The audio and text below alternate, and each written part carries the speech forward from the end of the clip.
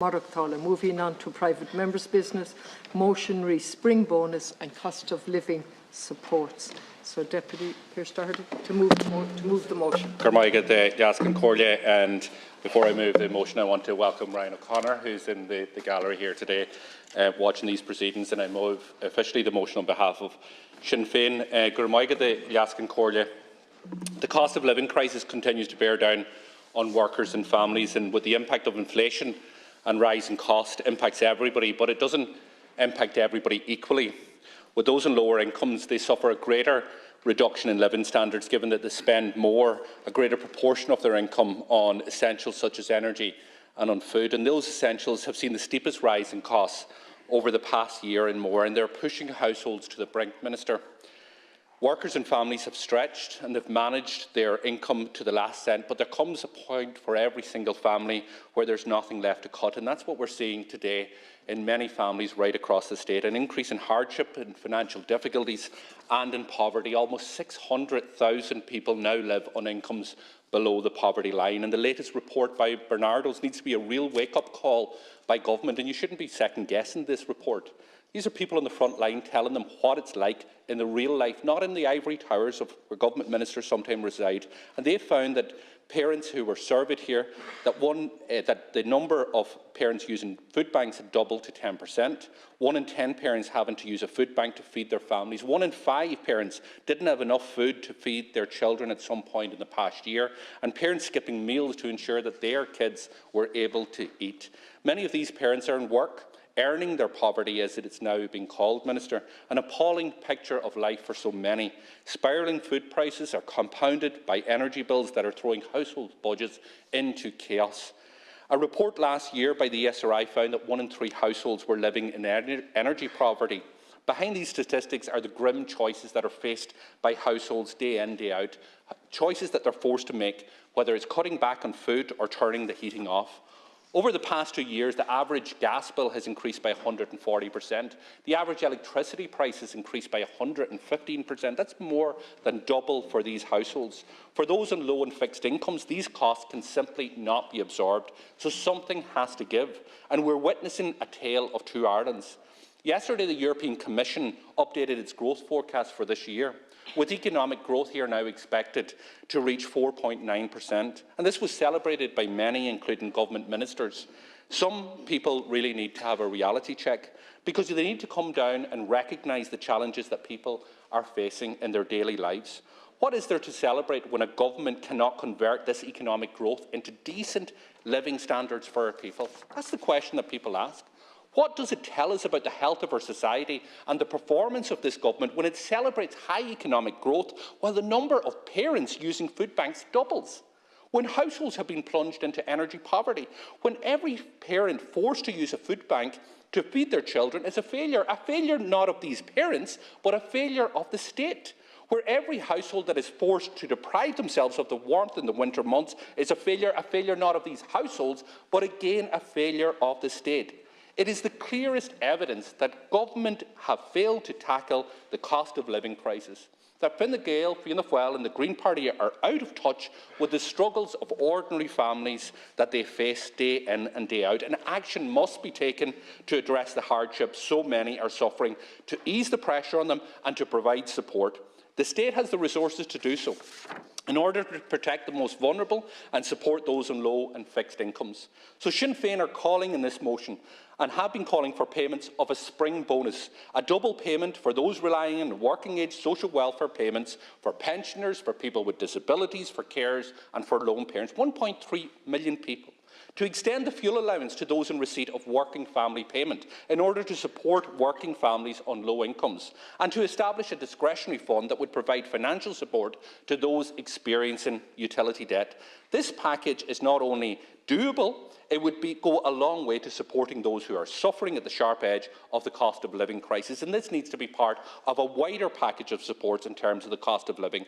Any government serious about tackling financial hardship and poverty would support these proposals, and more so, they would implement them. So that is what we in Sinn Féin are calling on government to do, to bring forward the necessary cost of living measures that are required, and as part of those measures to incorporate a spring bonus, an extension of the fuel allowance, a discretionary fund and a number of other measures that we've identified.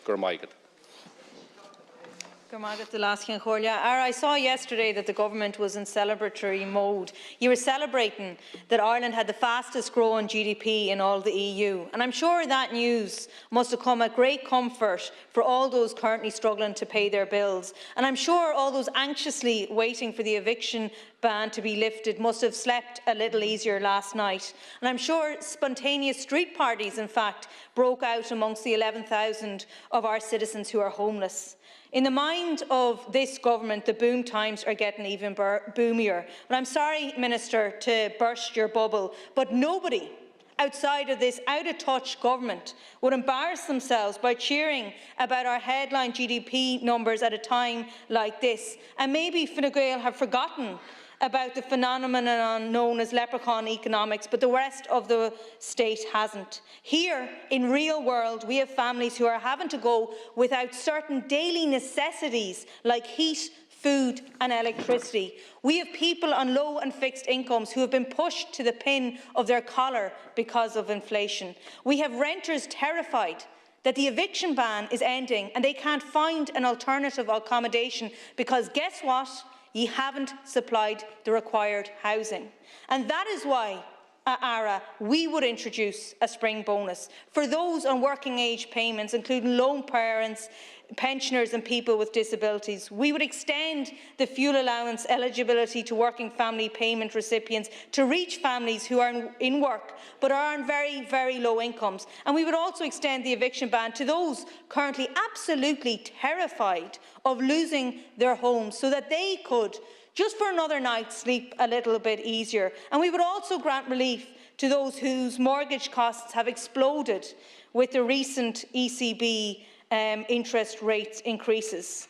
And we know that the government can do this, that the government can help those people that are struggling at this very moment in time. So this government can't tell us that in one breath they tell us how well the economy is performing, and then in another tell us that there isn't enough funds there to support those very, very vulnerable people who are being pushed to the pin of their collars. Because, that is real lives that we are talking about. And sometimes we get caught in the statistics, but these are people who are really struggling and who are really, really hurting.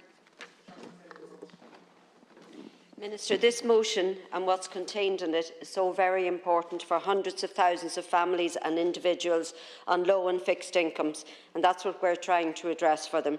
We are constantly trying to ensure that every section of Irish society gets some sort of relief during this cost of living crisis, and we're forced to do this because your government has proven too slow or completely unwilling to act. Last week, we put forward a motion for mortgage interest relief. It's rejected out of hand by your government. Rents in 2022 were 13.7% higher than in the same period in the year prior. The average rent at the end of last year was €1,733 per month. It's almost €1,000 over per month more expensive than 2011. And in reality, we all know rents are much higher than that. But again, when we put forward proposals that included reducing rents and providing real security of tenure, that too is rejected out of hand by your government. Thank God we managed to block the water charges, because I dread to think what you'd be charging people for water at this time. So again, this motion and what's contained in it is very important for hundreds of thousands of families on individual, low or fixed incomes who are under severe financial pressure trying to make ends meet. It's for the 595,000 people who have incomes below the poverty line. It's for the 10% of parents who are forced to use food banks. It's for everybody dreading the thoughts of opening their gas bill. The ESRI have stated that this has caused a record high of 29% of households to go into energy poverty. It's for the majority of workers and their family who do not have access to fuel allowance, and even if they did, Applications are taking up to 4 weeks to be processed. 4 weeks in a cold winter is a long time, and you still haven't rectified that delay. So for once, act in time, support this motion, introduce the spring bonus and the cost of living supports that are in it. Lascan Corla.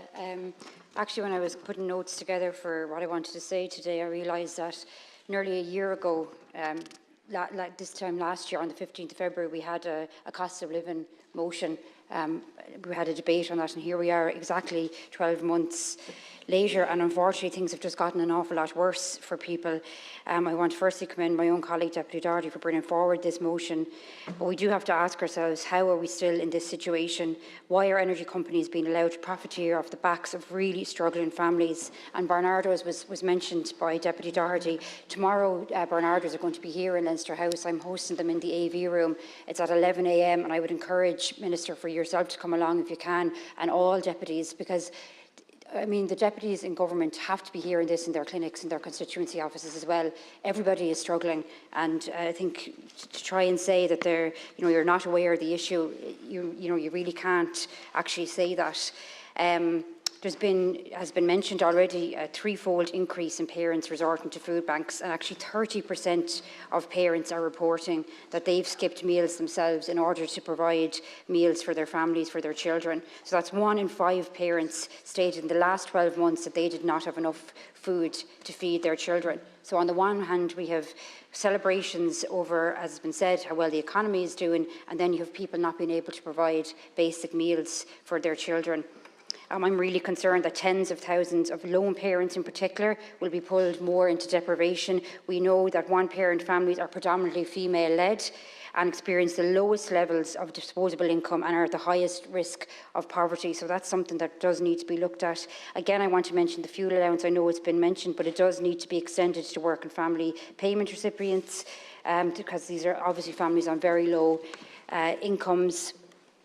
Families can't pay the electricity bills. I mean, this is just a continuous issue, and people are really struggling. I also want to bring up the issue of the community welfare and people not being able to access that fund or not being able to get any assistance or support from that.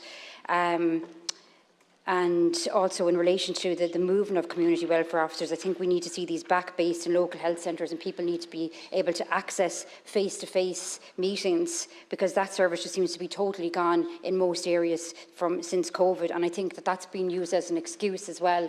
It's obviously much more beneficial for people to be able to go in and talk to a human being and explain their situation. I mean, we have countless of people coming to us because they're actually embarrassed to go to community welfare, or they're embarrassed to maybe contact the St Vincent de Paul, so they're asking for our help with that. So really, I mean, this government has to hang its head in shame what it's standing over. Thank you, Lascan Corla.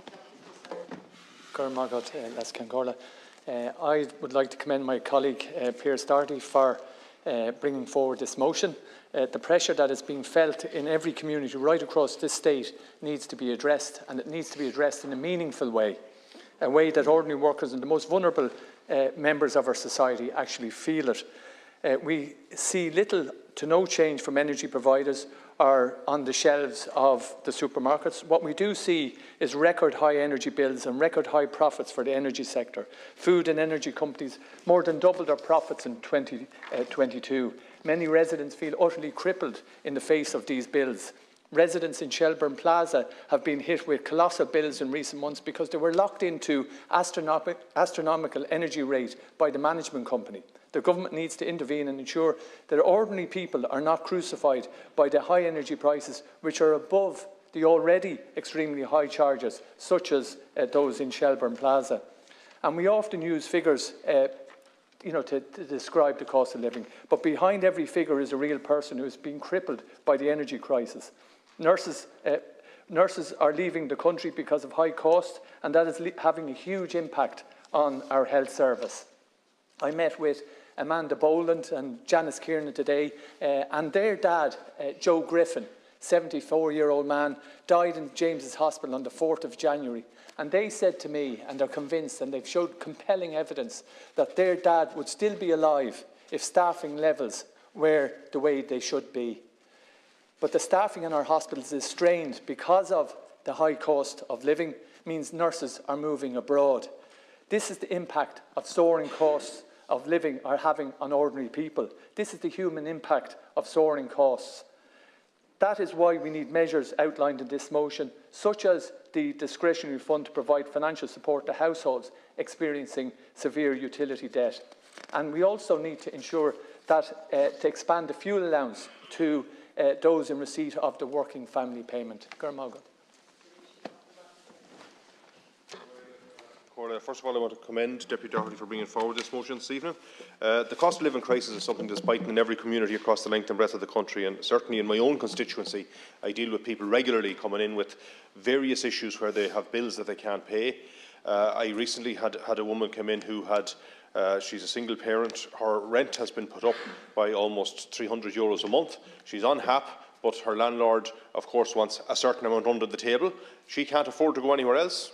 There's nowhere else to be found that is cheaper than where she is at the moment. She actually considered giving up the part-time job she has in order to be able to get more HAP to try and cover it. And it's a crisis situation across the country for very, very many people, Minister. And you are aware of that, we are all aware of that. I recently spoke to a man in the filling station, and he told me that there's an increase in the number of people who don't fill their tank anymore. They arrive on a Saturday or on a Friday with a number of 5-gallon drums in the boot of the car and fill the 5-gallon drums with oil to keep their tank topped up. And that's because they can pay for that as they go along. And many, many people are in a similar situation. I recently spoke to a teacher principal in a local school who told me that every year they have a book rental scheme. In the last 3 years, the number of parents that are unable to pay for the book rental scheme and are coming to the school saying, sorry, I don't trust the money yet, can I pay in instalments, how can I sort this out? It's a crisis across the country for many people, who are working families, who are doing their best and simply can't afford these huge increases in energy at number one, but rent particularly, and indeed mortgage interest is another one, where you see interest rates going up on people who have a home, who have bought that home and are trying to pay for it, and they see more pressure coming on in respect of that. So really what we're trying to say here, Minister, is that government can do more, it can afford to do more, and I know statistics are put out there, and it was mentioned earlier in regard to, that the economy is supposed to be going so well, but, summary statistics hide a lot of individual difficulties. And that's the reality of it. And there's an awful lot of people out there who have individual difficulties. In my home parish, if a millionaire moved into it and you looked at the average, you'd say the average income went up for everyone in the parish. It doesn't. It only goes up for that one person. And that is the tyranny of statistics. So, Minister and Government, what you need to do is look past the statistics and look to the reality of people out there who are trying to survive, who are struggling hard, and take on board the measures that we've put forward here. Give a spring bonus to those who are on social welfare payments. Try and find mechanisms, as we've suggested here, to deal with people who are working hard and trying their best and simply can't afford to live in this economy. So, Minister, take on these measures and deliver for the people out there who need it so badly. My constituency of Dublin North West has a varied social and economic demographic. Those areas of the constituency which are more economically disadvantaged are very vulnerable at the moment to the escalating costs in energy and basic foodstuffs. People are justifiably fearful and anxious about their future. There has been a deluge of rising costs across the board, from increased mortgage rates, spiralling rents, rising energy bills and food becoming more expensive, all of which has made it very difficult for many households to keep their heads above the water. People have seen a significant fall in their living standards as well. However, it is generally accepted that poorer households face an even higher effective inflation rate because they spend more of their income on essentials such as energy and basic goods. Pensioners are particularly vulnerable and are at risk. Better off households can generally adapt more easily when faced with escalating costs in goods and services by changing their spending habits, by spending less on non-essentials, or by reducing how much they put aside in savings each month. Many poorer households in my constituency are facing extreme hardship as they are unable to keep up with the rising energy prices and the rising cost of groceries. Such households are disproportionately affected by this crisis. The measures the government have taken so far to help struggling families has not been effective and has not kept pace with inflation or kept pace with the increase in energy and other costs. There needs to be an urgent response from government to alleviate the hardships of families who are facing this daily. Families are being forced to make decisions between heating their home or putting food on the table. These are decisions that no family or individual should ever have to make. Proper supports from government are urgently needed. You had this opportunity to do this and help struggling families in Budget 23, but you failed to do so. You can now help these families by adopting a proposal for a spring bonus. This proposal will help the vulnerable in our society who are at greater risk during the cost of living crisis and who are in need of most supports. These are long-term consequences for many of these struggling families, particularly with regard to their well-being and mental health as they sink deeper and deeper into debt and arrears. The proposed spring bonus is a measure which will go some way to alleviating some of the pressures on struggling families and individuals, and should be adopted by government if you are serious about helping vulnerable families during this cost of living crisis. Thank you. I think there's one part of your statement which I would agree with, and I'm glad you pointed out the absolute failure of the British state and the Tories to look after the citizens of the North that they had ruled for over 100 years, and you do make a powerful case for a united Ireland. Minister, workers and families are struggling with the cost of living crisis, whatever you have said in the last 10 minutes. And I'd ask every member to support the motion this evening. There's absolutely no doubt whatsoever that the people are struggling to pay their bills and are at the pin of their collar. There's absolutely no doubt that we need a spring bonus for pensioners, for workers and for families, for those in social welfare payments with disabilities, carers and lone parents. Our citizens are dealing with record fuel bills, record rents, and some renters are paying 30, 40, 50% of their income. You know that, and I know that, and everybody knows that that's totally unsustainable. Mortgage interest rates have increased for some people over 7%, and you rejected a proposal from Sinn Féin last week to help those people out. The government chose not to fully protect people on lower and fixed incomes in the budget. Social welfare payments were cut in real terms due to inflation. Poverty is something that we can end. It takes a political choice, one that this government has so far failed to take.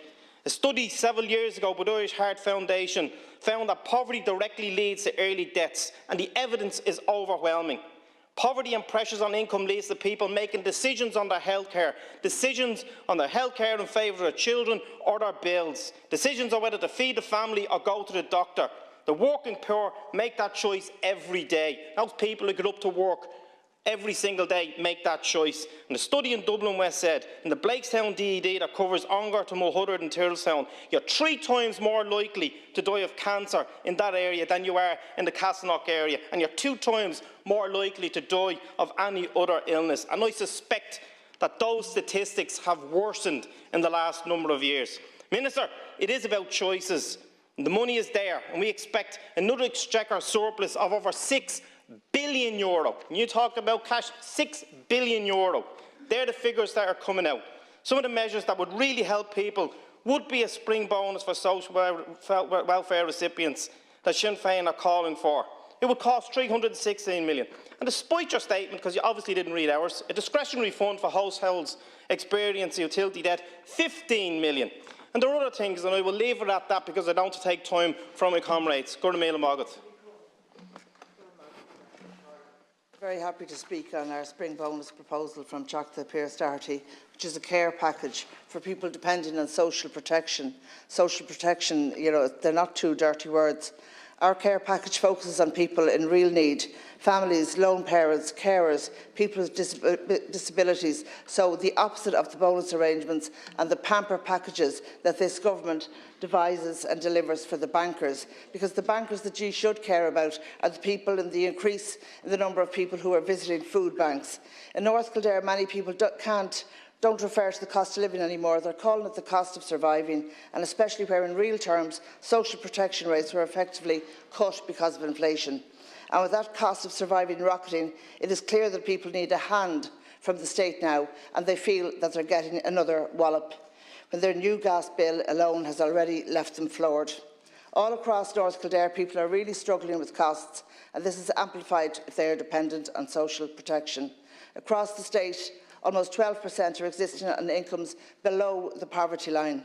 Bernardos are telling us what we already know. Those of us that read our emails already know that food poverty is getting worse and worse. Up to 30% in their survey skipping meals so that their children could eat.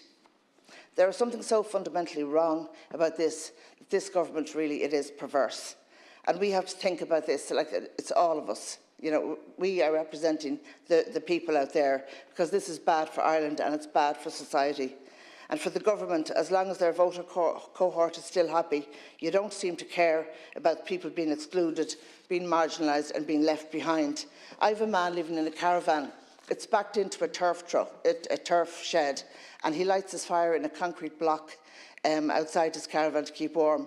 He's not in Kharkiv, he's not in Turkey or Syria. This is in Ireland. We have no war, no earthquake, just the social and political fault lines where people are ignored, lectured to, diminished, and the society that this government is creating. Keep it up, lads. Keep marching, or we'll march all over you. And it's no way to live, and it's no way to govern. Our spring bonus is all the more essential at this stage, and you really should withdraw your amendment. Thanks, Count Corla. If anyone needed any proof just exactly how out of touch this government is, they got it in spades this evening. You're proud of yourself, Minister. There's been an awful lot of speculation recently about the government's intentions regarding people who are struggling with the cost of living crisis. You've told homeowners that they're on their own if they're struggling to pay their mortgage because you rejected Sinn Féin's motion on mortgage interest relief. You're telling renters that while you recognise that rents are too high, you're refusing to implement our proposal to freeze rents and reduce the cost to renters by using a refundable tax credit, which would put the equivalent of 1 month's rent back into their pockets. And while ordinary people are pushed to breaking point and beyond, you and your government have been busy gas-lighting them, drip-feeding and leaking little bits of information about what you might or might not do to avoid the cliff edge that you have created, while at the same time you're telling them they've never had it so good. Then we have your Environment Minister wagging his finger at people who are forced to live in energy poverty and warning them that they will be weaned off supports they need to keep their homes warm. They're not bold children, Minister. They're families who need to keep their homes warm. They're elderly people who are forced to go to bed in the afternoon to stay warm. The cold spell isn't over, and that's why we're calling for an extension of the fuel allowance and for a discretionary fund for those who don't qualify but will still struggle to keep themselves warm. And Minister, I've been in this chamber many times when my colleague Dr. Claire Curran has raised the issue of community welfare officers with you. The system in place isn't working. When they were in the health centres, when they were all in the community, they were easily accessible. Now it's a 16-page form and weeks of waiting. And you have, one of your colleagues specialises in renaming government services that have failed. We saw her do her magic with the Passport Office. I think she really needs to get another campaign going to rename the emergency payment to become a wait until your emergency is a crisis payment, because people are left waiting weeks for it. And finally, I want to mention a young mother in my own constituency. She lives in Swords. I spoke to her last week. She has a daughter who is autistic and needs supports. She has been forced to cancel the therapies that she pays for privately for her child. She said to me, and forgive my language, last Count Corla, she said, I have been made to feel like a shit mother. She is not a shit mother, Minister. She is doing her damn best, and the only thing she had left to cut were the therapies, and they're gone now, and her child will wait 4 years. Thank you. I presume the language was in inverted commas. I apologise, Count Corla, it was a direct quote. In fact, the cost of living is showing no signs of ending. That's a fact, Minister. I don't know what bubble you're living in, but that's the fact that most of the constituents that come to me are saying they're suffering at this stage.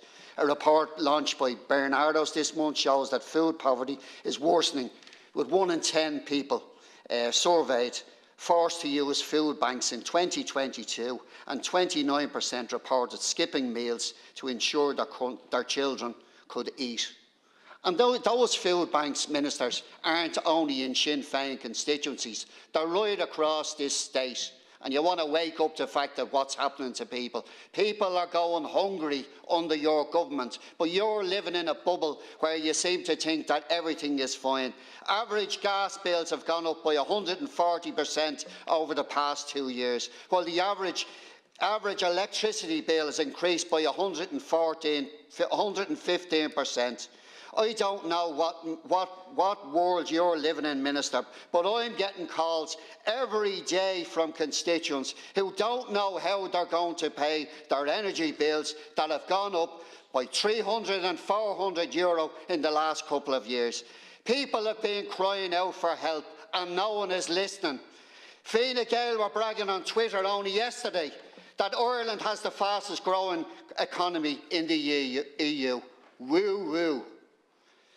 Tell that to parents who can't afford to feed their children or heat their home. We have the fastest growing economy and people are starving in this country. What does that say about your government? Tell that to parents who can't afford to feed their children or heat their rooms. Fine Gael, Fianna Fáil and the Green Party are completely out of touch with the struggles facing ordinary workers and their families. This government must commit to payment of a spring bonus for those relying on working age social welfare payments, including pensioners, people with disability, carers and lone parents, and they're the people who are impacted at the moment by all these large bills. Minister, you need to wake up and smell what's happening in our country. People are starving and you're sitting there smirking there in your corner. You're smirking, that's what your speech was full of smirking and looking down on people. That's all you're good at. That was not. You are smirking at my constituents, my voters. How dare you? How dare you say that? I was not. How dare you? Deputy Crowe, please. Please.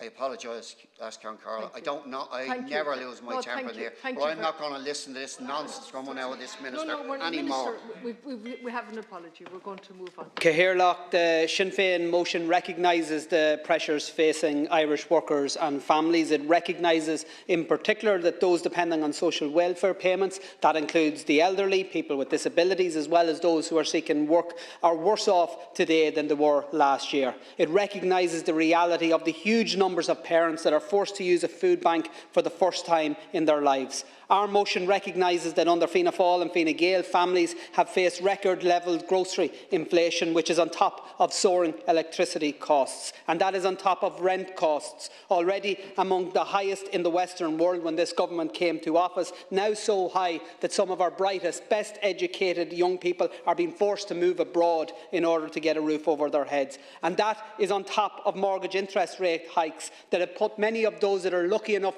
to have bought their home now in fear of losing it because Fianna Fáil and Fine Gael refuse to support Sinn Féin's proposal for mortgage interest relief. And that is on top of childcare costs, insurance costs, fuel costs, education costs, all of which for Irish families are higher than virtually anywhere else in the world. The Sinn Féin motion not only recognises these realities but puts forward the measures that will give those families a break. It calls for a spring bonus payment for those on social welfare, for the extension of fuel allowance to those on the working family payment, for a discretionary fund to provide financial supports to struggling families. That is all on top of our proposals for working families, including on mortgage relief, on reducing the cost of motor fuel, on home heating costs and, crucially, on rent and childcare costs. We proudly stand on the side that this government continually step over. On the other hand, the government counter-motion lays bare just how detached the ministers opposite are.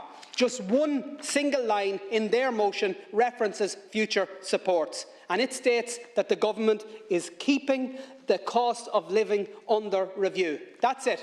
That's the sum total of it. And yet Minister Humphreys has the audacity to come in here and lecture about the North and deflect in a dozen different directions without offering a single positive proposition for those families who right now simply don't know how they'll survive. It all points to a government that moves on the cost of living crisis only when Sinn Féin force them to do so, and then always do so little so late. It points to a government that is completely out of touch, and it points again for an urgent need for a change of that government. Minister, I'm going to agree with you on one thing. It is simply not right. People have to depend on food banks. Categorically, couldn't agree with you more. That's probably where we are going to diverge. Because I listened to what it was that you had to say in your speech, and I heard of pilot studies, I heard of future plans, I heard of everything that may or may not happen sometime into the future. And therein lies the crux of the issue. What this government is offering to people, the length and breadth of this country, is not solutions. It's not immediate answers. It's a future that has no hope for them that they can see next week. It's an uncertain future. There is no reassurance that those cliff edge of support will not come. Instead, what people are hearing are the drip of potentials that may come, and constantly hearing a government talking about what it is and is not reviewing, as opposed to what it is and is not doing. The facts are that workers and families are struggling with record energy bills, rising food costs, increased mortgage repayments, the length and breadth. There is not a county that hasn't been impacted by this.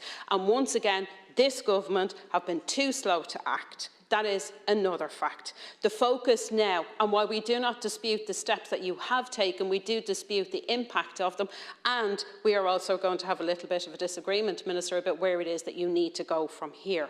You need to focus a support package for those with mortgage interest relief and additional measures for those most at risk, those on fixed incomes and those on low incomes. Almost 595,000 people in this state now live on incomes below the poverty line. The Barnardo's report has been quoted in this House before. I will do so again. 1 in 10 parents using food banks in 2020. A report that the Taoiseach chooses to attempt to undermine the validity of, instead of taking on board the real stresses and pressures that are on people out there. Average gas bills gone up 140% in 2 years, electricity bills up about 115%, and the ESRI estimating households in energy poverty have increased to 29%. Everything is going up, and even when cutting back, the gaps between the income and the outgoings are widening.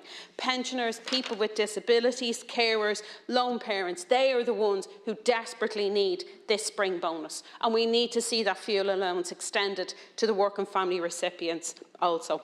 Our community welfare officers, and I do not, Cathaoirleach, for one moment blame the staff. They are doing tremendous work under enormous pressure, but there simply isn't enough of them to go around, and there simply isn't enough of them to be able to meet the demand that's coming from communities. They need to be better resourced, they need to be back in our communities, and waiting 4 weeks for something that's an alleged emergency payment is simply not good enough.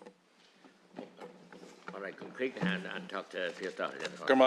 I want to thank everybody who contributed to the debate, and I think it's a really important debate, and it's a crucial week for households that in large part determine how they will cope for the rest of the year. And I mentioned earlier on, after the Minister's contribution, and I do want to acknowledge that your own contribution, Minister Brown, was of a different level. At least there was some measures that you were talking about. But Minister Heather Humphrey's contribution in it all, if anybody needed an example of how far this government was out of touch, it was that 10 minutes. We are here bringing forward a motion tonight as people have queued for food parcels today, as parents are sitting down wondering how they're going to feed their kids their supper, and wondering what lays tomorrow and next week, and looking in, hopefully, and hoping that the government will recognise their hardships, their plights. But Minister Humphrey, as Minister for Social Protection, not just for the Fine Gael party, but for supposedly the state, failed to address any of that, showed no empathy whatsoever to people who are on the breadline, showed no empathy to the fact that, what we're hearing from Barnardo's, that 1 in 10 have visited food banks last year, that 1 in 3 surveyed in that survey have gone without food themselves to make sure that their kids could eat. That's the type of Ireland we're talking about. And the points we're making is that, isn't it great that we have an economy that's booming, but it makes no difference to those individuals if you don't have a government that can turn a booming economy into real change and real delivery for ordinary people. And we can't have a situation when GDP is growing, and yet we have the queues at the food banks growing and doubling. Now, today the strategy from Fine Gael was to kick the messenger from the Taoiseach to have a go at Barnardo's, questioning this survey. But sure, we don't have to just rely on Barnardo's. Talk to any volunteer who's involved in this, and they will tell you that the demand on services has increased. They will tell you that there is a waiting list. They will tell you that it is difficult to keep up with the cost of living crisis and the demand in terms of food banks because people have not been protected enough by this government in the last budget. Let's look at one of the organisations, the social enterprise Food Cloud. They delivered in 2021 7.4 million meals to charities right across the state who provided them in food banks and other ways to families who needed that type of support. That is the reality under this government. That is a reality that Minister Humphreys doesn't want to accept. That is a reality that the Taoiseach doesn't want to accept. But it is time for you to get your head out of the sand. People are struggling, and they're struggling despite what happened in the budget of October. There was a conscious decision taken at Cabinet that core social welfares would not be kept in line with inflation. That is a fact.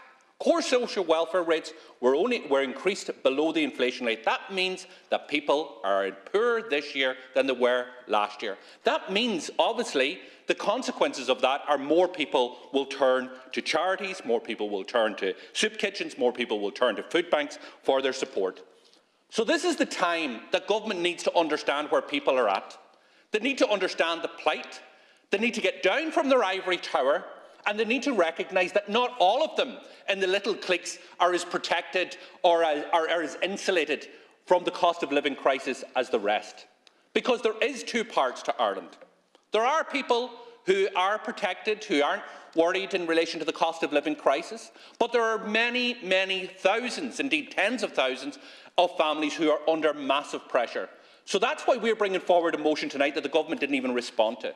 The need for additional supports. A spring bonus paid to 1.3 million people out there. Carers, people on disability, pensioners, those on social welfare recipients. Make sure that energy supports are extended to those working families who have been abandoned by this government. Implement the policy that we put forward last week to the government to make sure those who are being screwed by mortgage interest are protected by introducing mortgage interest relief, absorbing some of the increased mortgage costs that those families, working families, have had to pay.